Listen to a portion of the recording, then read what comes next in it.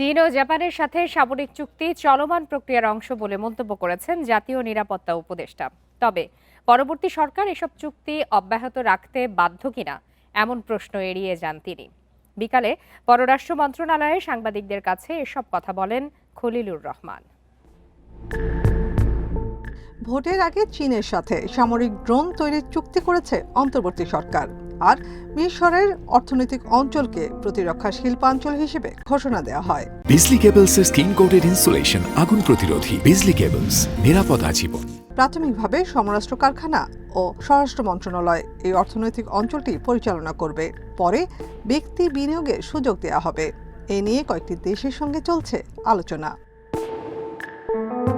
অনির্বাচিত সরকারের আমলে এমন সামরিক চুক্তি কতটা যুক্তিসঙ্গত তা নিয়ে নানা আলোচনা চলছে।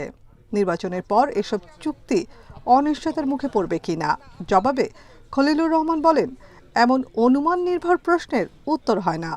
কোন ডিফেন্স ডে? চীনের সাথে হচ্ছে, জাপানের সাথে এগ্রিমেন্ট হওয়ার কথা। এটা চলমান প্রক্রিয়া। পরবর্তী সরকার ক্যারি অন না করে ইন দ্যাট কেস স্যার আপনাদের প্রমিসেস কি হবে? It's a hypothetical question. এদিকে পাল্টা শুল্ক কমাতে যুক্তরাষ্ট্র থেকে 25টি বোয়িং কিনতে যাচ্ছে বাংলাদেশ। আগামী 9 ফেব্রুয়ারি ওয়াশিংটনে এ সংক্রান্ত বাণিজ্য চুক্তিও হতে যাচ্ছে। এই আলোচনায় গুরুত্বপূর্ণ ভূমিকা রাখছেন নিরাপত্তা উপদেষ্টা, যিনি বিমানেরও পরিচালক হয়েছেন। কিন্তু মন্ত্রী পদমর্যাদার জাতীয় নিরাপত্তা উপদেষ্টা কি বিমানের পরিচালক হতে পারেন?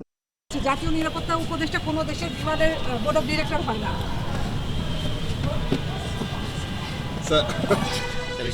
দিলে তো দুনিয়ার সব দেশে বিমান নাই। নাফিজাতুল্লাহ, ইন্ডিপেন্ডেন্ট নিউজ, ঢাকা।